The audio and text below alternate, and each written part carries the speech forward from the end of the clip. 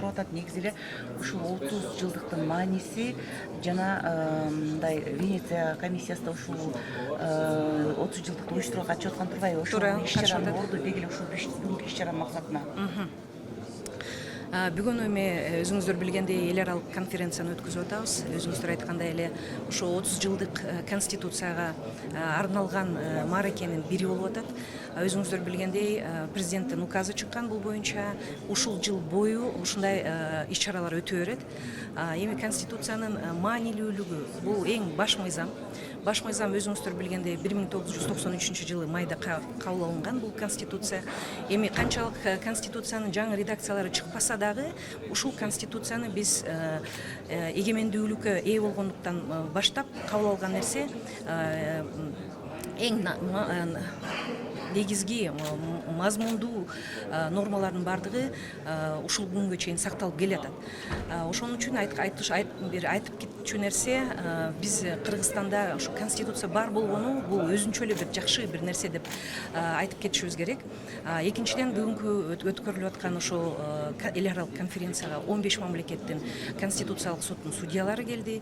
Бул дагы бир абдан мындай жакшы бир маалымат менен бөлүшүү, биз өзүбүздүн тажрыйбабызды айтып бергенге, алардын тажрыйбасын укканга өзүнчө бир жакшы бир мындай жакшы бир импульс болот деген мааниде отурабыз да. Ошол эле учурда мына Кыргызстандын конституциясы менен кошо конституциялык соту дагы бир катар өзгөрүүлөрдү баштан кечирди. 2010 жылдан кийин ал палатанын деңгээлине түшүп, кайра 2021 жылы 5 майда кол коюлган конституция менен сиздердин статусуңуздар бекиди. Мына ушул конституциялык соттун ушул конституциянын мындай беренелерин же болбосо талаптарын ишке ашырууда орду кандай жана макамыңыздар ошол бардык мындай максаттарды ишке ашырууга жетеби? Рахмат, абдан жакшы суроо болду. Чыныгы айтып кете турган болсок, конституциялык сотту бул конституциянын коргоочусу деп көп эле мамлекетте айтып келет. Ошондуктан конституциялык соттун эң негизги ролу конституцияда көрсөтүлгөн негиздерди, конституцияда көрсөтүлгөн негизги принциптерди сактоого, фундаменталдык жанагы укук эркиндиктерди айтып атпайлыкпы, ошолорду сактоочу бир өзүнчө бир мындай жакшы ролу бар да. Ошол ролун конституциялык сот өзүңүздөр айткандай ар кандай ар тараптуу ар кайсы убакта сактап келген өзүнүн мүмкүнчүлүгүнө жараша. Анан конституциялык палатада болдук 2010 жылы. Ал учурда дагы өзүнүн ролун аткарганга конституциялык палата абдан эле жакшы аракетин көрдү.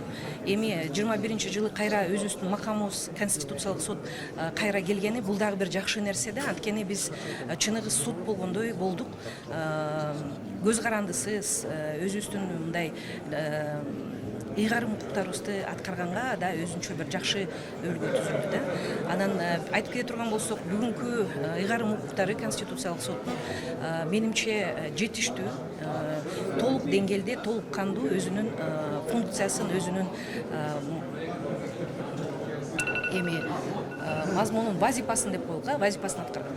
Акыркы 2021 жылдын 5 майынан бери элечи сиздер канча мындай адам кайрылды ушул конституциялык сотко?